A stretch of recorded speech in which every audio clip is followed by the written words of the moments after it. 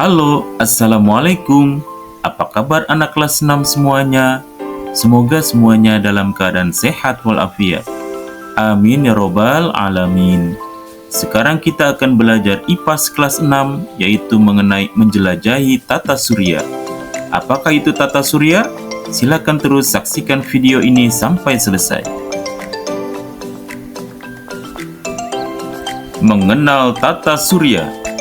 Tata surya adalah kumpulan benda langit yang terdiri dari matahari sebagai pusatnya, 8 planet yang mengelilinginya, serta benda-benda langit lainnya seperti bulan, komet, asteroid, dan meteoroid. Semua benda ini bergerak mengelilingi matahari dalam lintasan yang berbentuk orbit. Tata surya ini diciptakan Allah Subhanahu wa Ta'ala dengan sangat rapi dan teratur, sehingga semua benda langit bergerak sesuai dengan ketentuannya tanpa bertabrakan.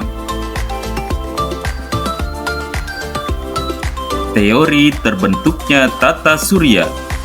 Allah Subhanahu wa Ta'ala menciptakan alam semesta ini dengan keagungannya. Dalam Al-Qur'an Allah berfirman, "Awalam yarol ladzina kafaru anna samawati wal arda kanata ratqan fafataqnahuma waja'alna minal ma'i kulla syai'in hayyun afala yu'minun."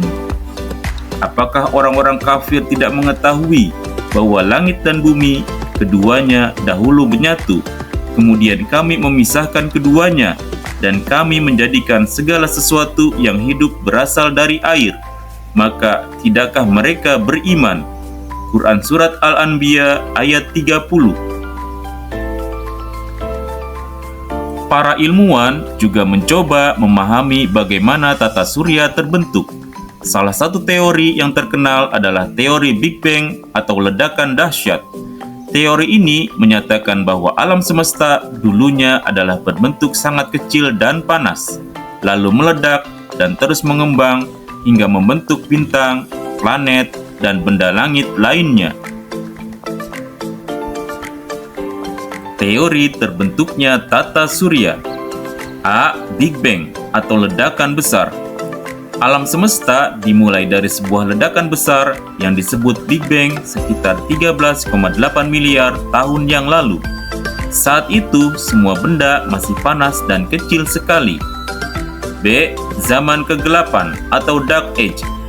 Setelah Big Bang, alam semesta masih gelap karena belum ada bintang yang bersinar. C. Bintang pertama terbentuk.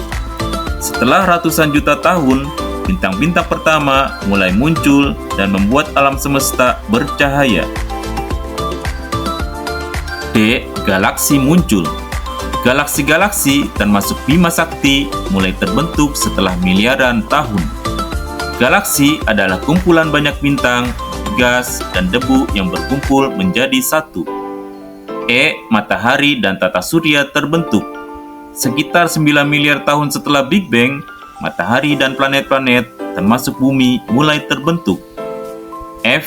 Alam semesta sekarang.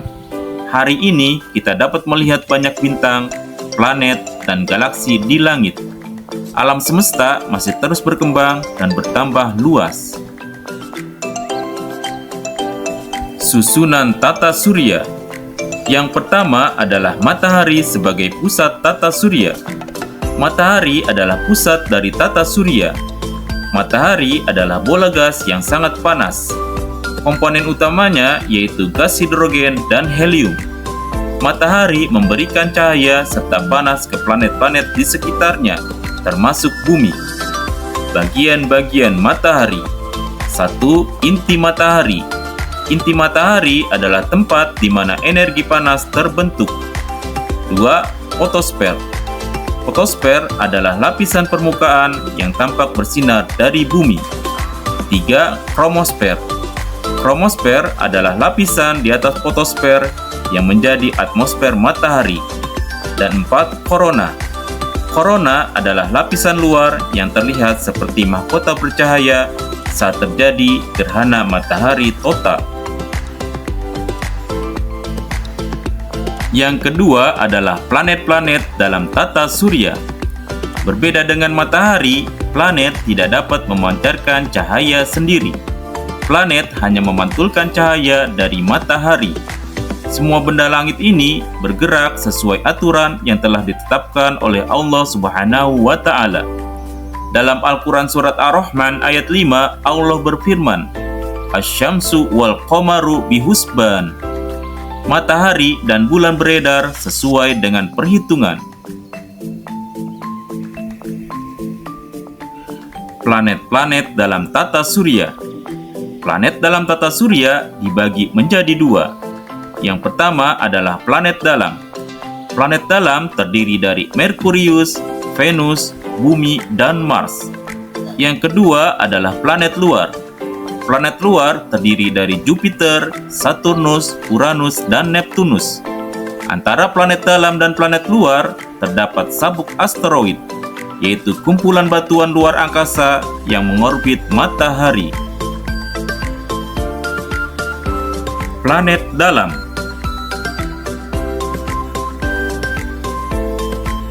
Yang pertama adalah Merkurius. Merkurius adalah planet yang paling dekat dengan matahari. Karena letaknya yang sangat dekat, suhu di siang hari dapat mencapai 340 derajat Celcius.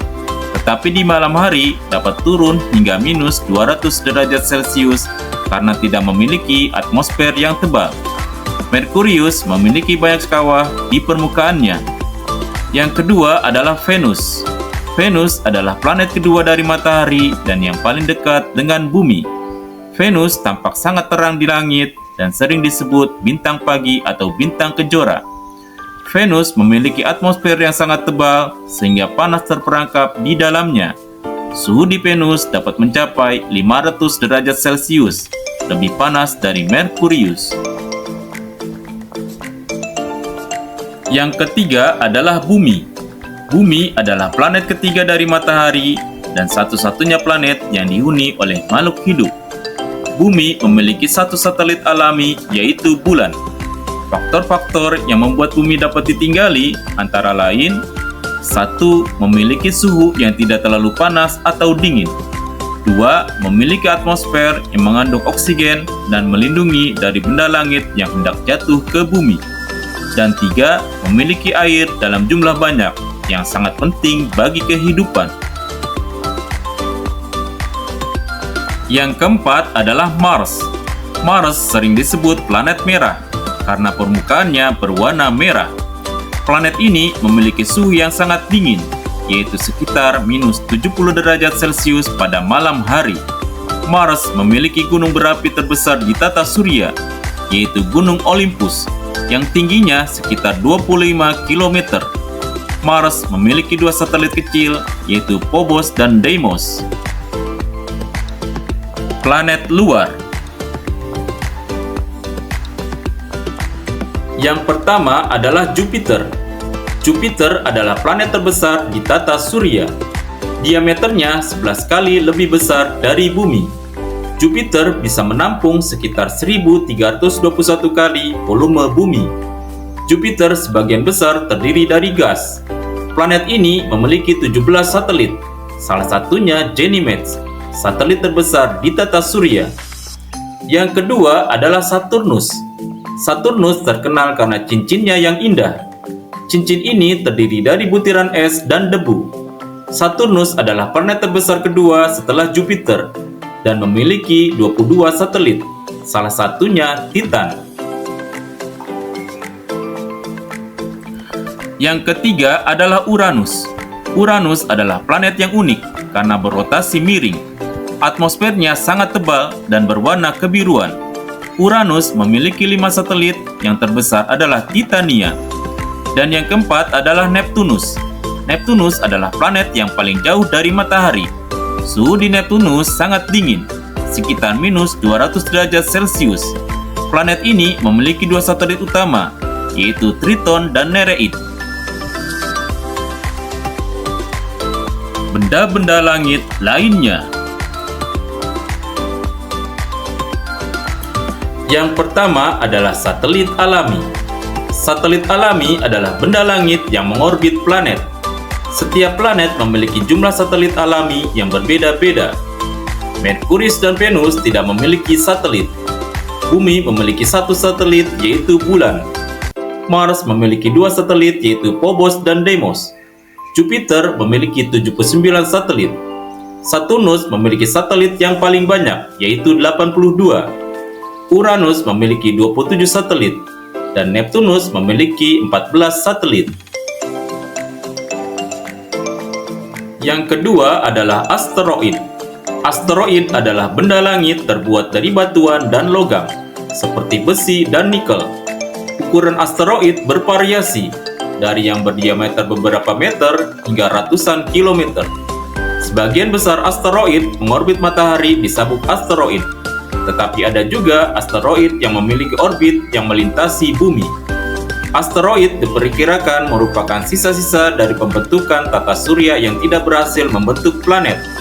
Bentuk asteroid tidak beraturan, ada yang bulat, ada yang lonjong, dan ada yang berbentuk tidak beraturan. Yang ketiga adalah meteoroid. Meteoroid adalah pecahan batuan dari asteroid yang bergerak di luar angkasa. Ketika meteoroid memasuki atmosfer bumi dan terbakar, kita menyebutnya meteor atau bintang jatuh. Jika meteoroid berhasil mencapai permukaan bumi, kita menyebutnya meteorit. Dan yang keempat adalah komet. Komet adalah benda langit yang terbuat dari es, debu, dan batuan yang mengorbit matahari dengan lintasan lonjong. Ketika komet mendekati matahari, es pada komet menguap dan membentuk ekor yang panjang dan bercahaya. Komet yang terkenal adalah komet Halley. Komet ini memiliki orbit yang teratur dan muncul setiap 75-76 tahun sekali. Komet Halley terakhir kali terlihat pada tahun 1986 dan diperkirakan akan muncul kembali pada tahun 2061. Oke anak-anakku semua, demikian pembelajaran kita hari ini mengenai tata surya. Semoga kalian dapat memahaminya dengan baik. Jangan lupa untuk subscribe Amir Arobi Channel ya. Oke. Sekian, wassalamualaikum.